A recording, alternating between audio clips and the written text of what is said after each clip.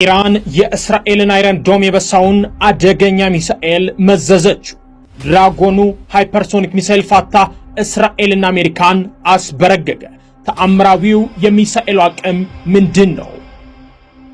እስራኤል ፋታህ የተሰኘውን ስም ሰማያዊዋን ደጋግሞ ስለቀደደው ልትረሳው አትችልም። አሜሪካም የጦር ጀቶቿን ስላስበረገገባት ፈጽሞ አትዘነጋው። አሁንም ቢሆን ለአይናቸው ጉድ ያሳያቸው ነው። የኢራኑ ድራጎን የእስራኤልን ሰማይ እስኪሰነጥቀው ድረስ ዓለም በእስራኤል የሚሳኤል መከላከያ ሲስተም ይቀና ነበር።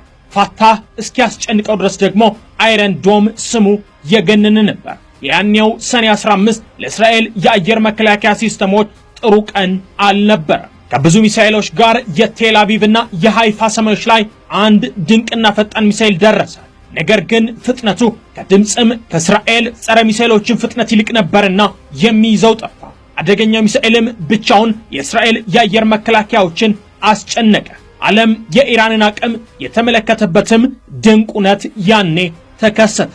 ያ እጅግ ኃያል ባለጉልበት የኢራን ክንድ አሁን ደግሞ ለሌላ ተልዕኮ ከምድር ውስጥ ብቅ ብሎ እስራኤልን፣ አሜሪካንና ጀሌዎቻቸውን እያስጨነቀ ነው። በሰኔው ጦርነት ወቅት እስራኤልን ጨምሮ መላው ዓለም ኢራን ሃይፐርሶኒክ ሚሳኤል የላትም፣ ምንም ጥቃት ብትፈጽም ከእስራኤል ጸረ ሚሳኤሎች አታልፍም ይሏት ነበር። ነገር ግን በእስራኤል ሰማይ ላይ ጽሑፍ የሚያትም ሲያሻው በቴል አቪቭ ሰማይ የሚደንስ ብሎም አይረን ዶምንና የዳዊት ወንጭፍን የአየር መከላከያዎች የሚጥስ ፋታህ የተሰኘ ድንቅ ሃይፐርሶኒክ ሚሳኤል እስራኤል ላይ ለመጀመሪያ ጊዜ ተገልጦ ዓለምን ጉድ አስባለ።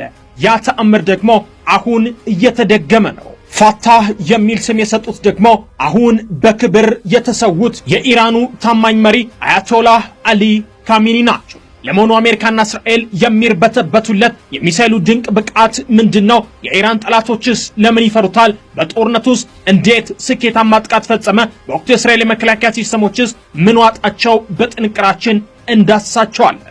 የምንተጋው ከተበዳዮች ጎን ለመቆም ነውና ሰብስክራይብ በማድረግ ቤተሰቡን ለብዙዎች እንዲዳርስ ቪዲዮ ላይ ካደረጋችሁ ጀምሮት ኢራን አትቻልም እያላችሁ ጻፉ። እስከ መጨረሻው አብራችሁን ዝለቁ።